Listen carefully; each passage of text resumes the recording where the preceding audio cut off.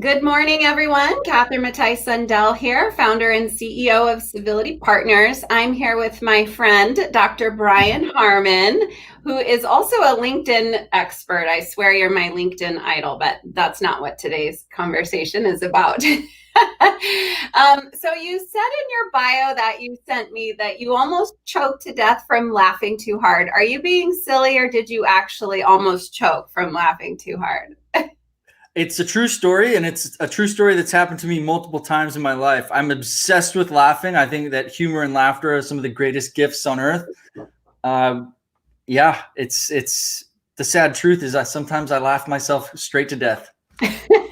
Okay. All right. All right. So you are an executive coach and leadership professor, and you're in Los Angeles. And I'm so impressed. You studied at Pepperdine University and also the University of Oxford. Was there a lot of laughing at the University of Oxford? I feel like it would be a little more stuffy, but maybe I'm stereotyping. It was actually a really cool experience outside of the sort of traditional feel that you think of when you hear the phrase University of Oxford. I got to eat dinner in that Harry Potter, the big dining hall, and all that kind of stuff, and it's cool. It's great to see that, but the reality is you're sitting in areas where people want to be provoked to think and to debate, to argue. The discipline of argument and debate is serious there. You want to be pushed into areas where you're struggling to figure out what is it that I'm doing and why am I doing it. So I look back on that experience with a lot of pride. It was also very, very fun and funny. So yeah, it's cool. Okay. All right. I'm also a Harry Potter fanatic. I don't know if you know that about me, but I was Harry Potter for about 10 years for Halloween. All right. All right. But I did not know that. Okay. So it's really neat. So it sounds like you sort of stumbled across the study of humor at work as you were looking at trust and leadership and decided that humor at work was an important piece of that. So tell us about that.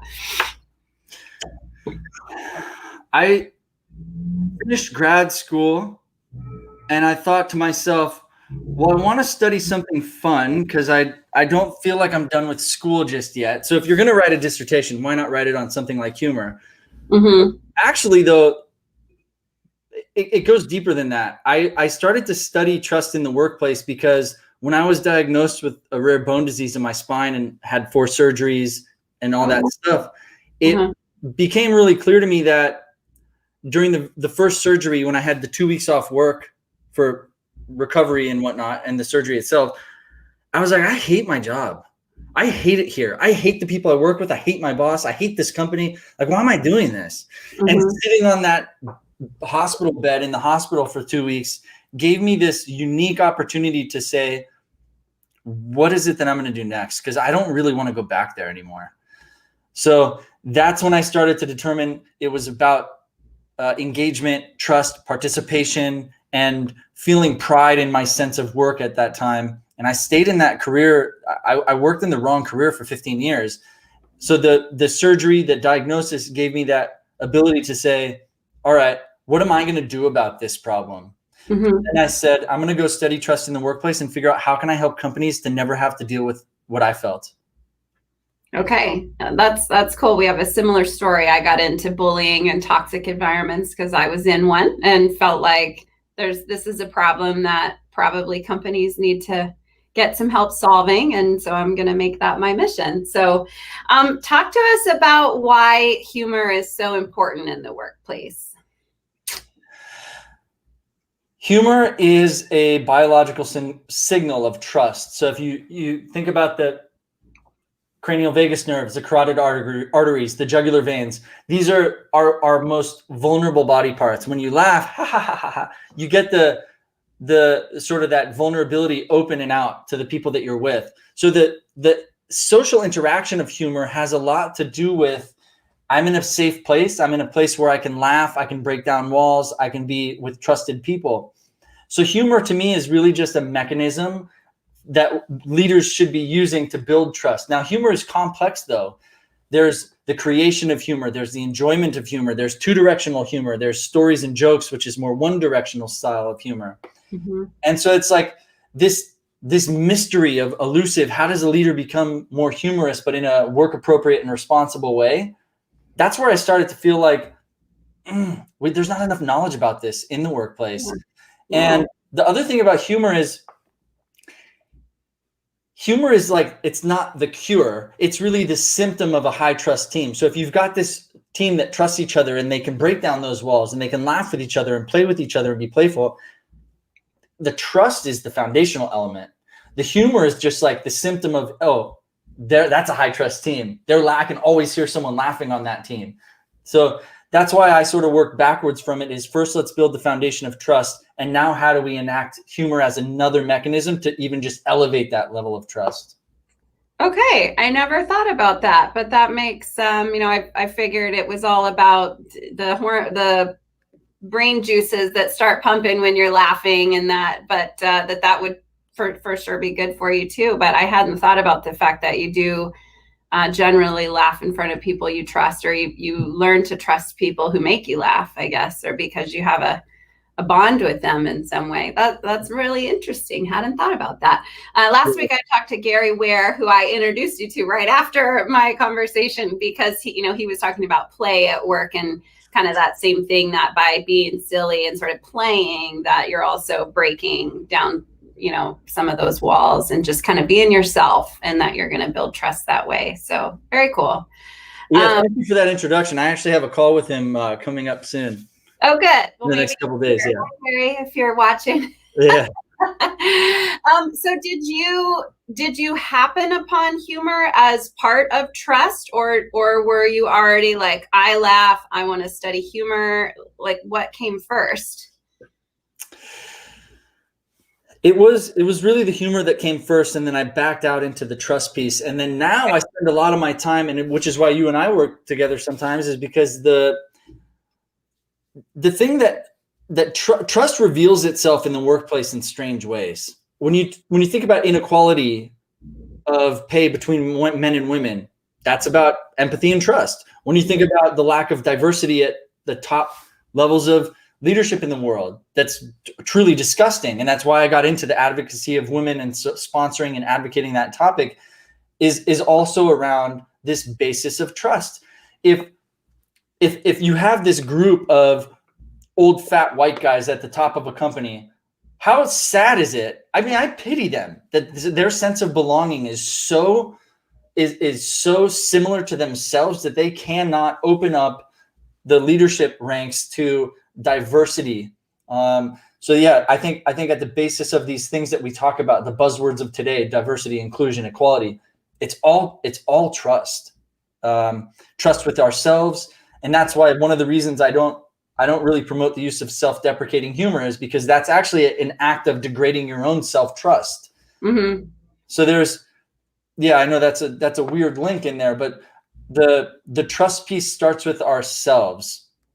It's like, if you can keep promises to yourself and keep them, that's increasing your self-trust. And then if you can now keep promises to others and keep them, now that's interpersonal trust. It gets more and more deep from there. So if now I have to build trust in an organization, I can't only focus on that. I have to go back into, how do we help the individuals on the leadership team first build self-trust, then interpersonal trust, then social trust, like psychological safety, then team trust, work group trust, organizational trust, national, global, institutional level trust. As you scale up in the trust scale, so to speak, leadership just matters more and more and more and more. Yeah.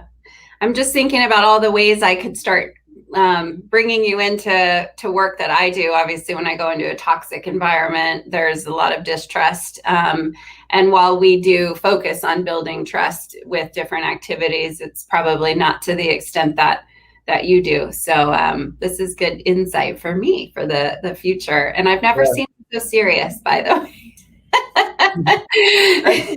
One of the things that I've always loved about you since we first met, Catherine, is that your work too is really at the foundation about building that layer of foundational trust in the workplace. Bullying is, to me, a betrayal of trust, and betrayal is almost on the opposite end of the spectrum of trust. So you're working with these troubled organizations to, how do we rectify that? How do we get out of that? How do we get into the zone of at least neutral trust and then go further from there. So we do similar work, and I just I have to applaud you for continuing that mission. It's no one deserves to go to work and leave unhappy.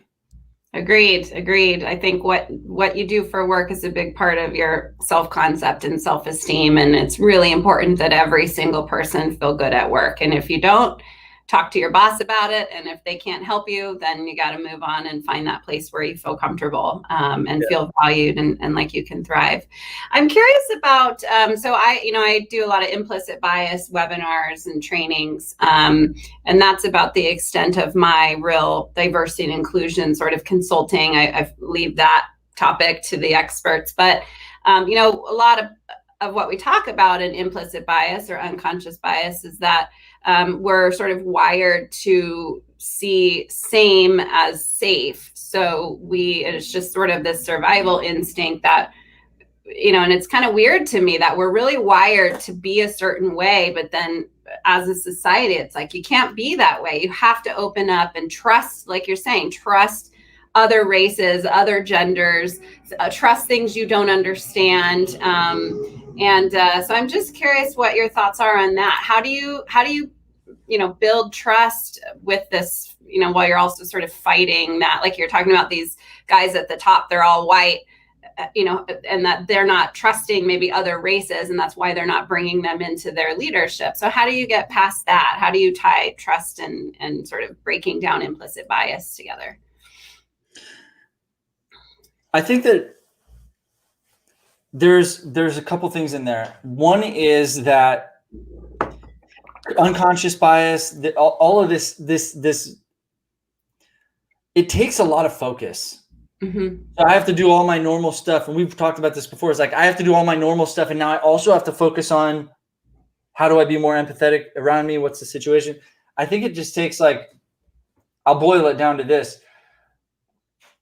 It's great if you call yourself empathetic, and it's great to practice empathy. That's all good and well in your heart. But what are you actually doing about it? That's the piece that I think is really missing, is the focused strategy and planning that actually comes into action. So people shouldn't be going around calling themselves empathetic or putting a rainbow logo behind their LinkedIn and say, oh, I'm supporting diversity now. That's so surface level. It's even a red flag to me that that's how you think you're going to solve this issue.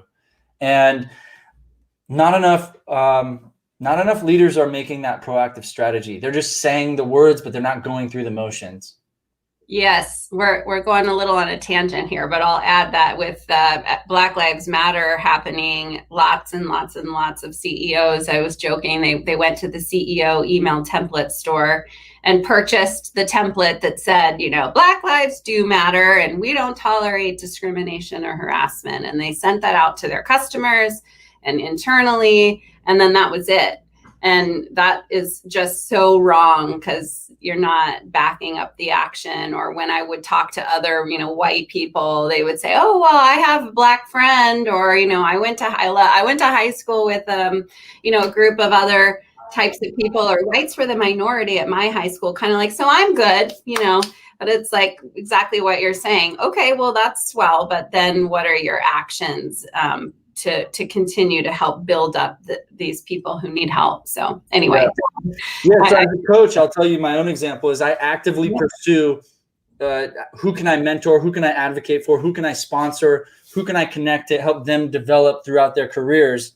And that's above and beyond. That's like a pro bono part of my life, really, is you gotta stand up and say,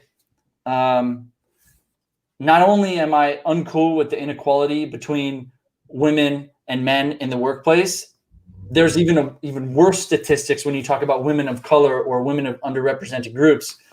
There's, so what am I doing about it though? It's great, but become part of the conversation, become part of the action. So I've conducted private studies that, and I've published work on that area, because I don't want to just be in the background.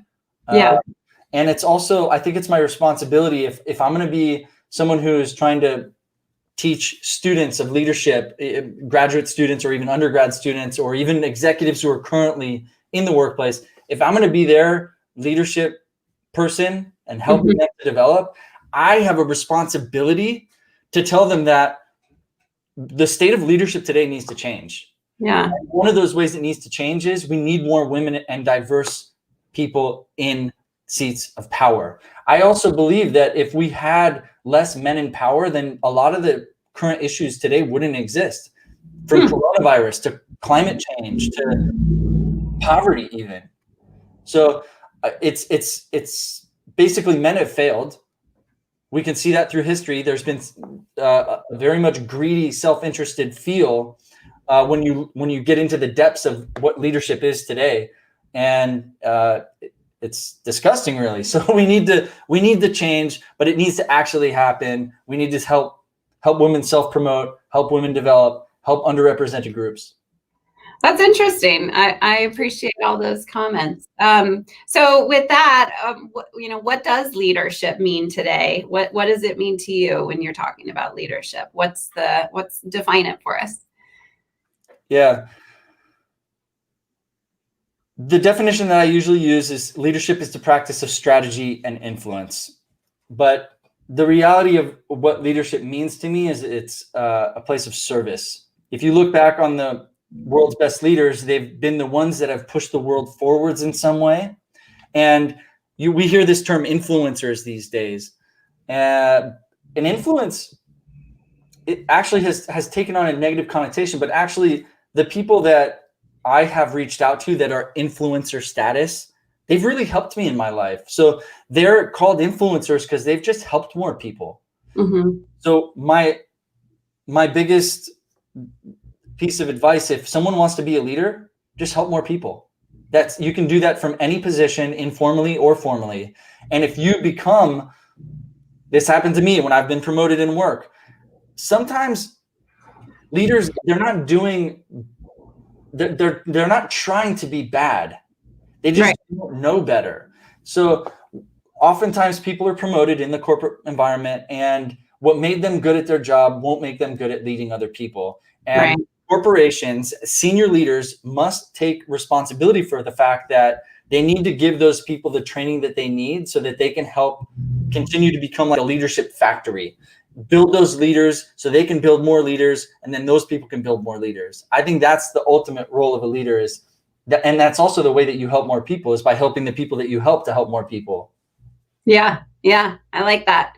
Agreed with all of what you've said. So it's really great to chat with you. I always love interacting with you. And I didn't say this at the beginning, but Dr. Harman is one of our trainers of harassment prevention, and I'm sure you do a fantastic job, and enjoy being friends with you. So look forward to more collaborations and partnerships. Yeah, thank you, Catherine. It's my pleasure. It's good to be here. I would love to continue doing these videos. For anyone that's watching, go check out our videos. Catherine and I have posted quite a number of them on the LinkedIn area. And if you haven't seen Catherine's courses on LinkedIn Learning, go check those out. I've watched them all. I love them all. Oh, well, great work. Great work. So tell us where we can get a hold of you. And Rebecca, my wonderful team member over here, she'll post those things in the comments. So how can people get a hold of you? Yeah, best place is on LinkedIn. I spend a lot of time on LinkedIn. It's sort of like my home away from home. So check me out, Brian Harman, LinkedIn. And that's it. Okay. And Rebecca's posted your website as well. So, all right. Well, thanks, Brian. And everybody have a great day. My pleasure.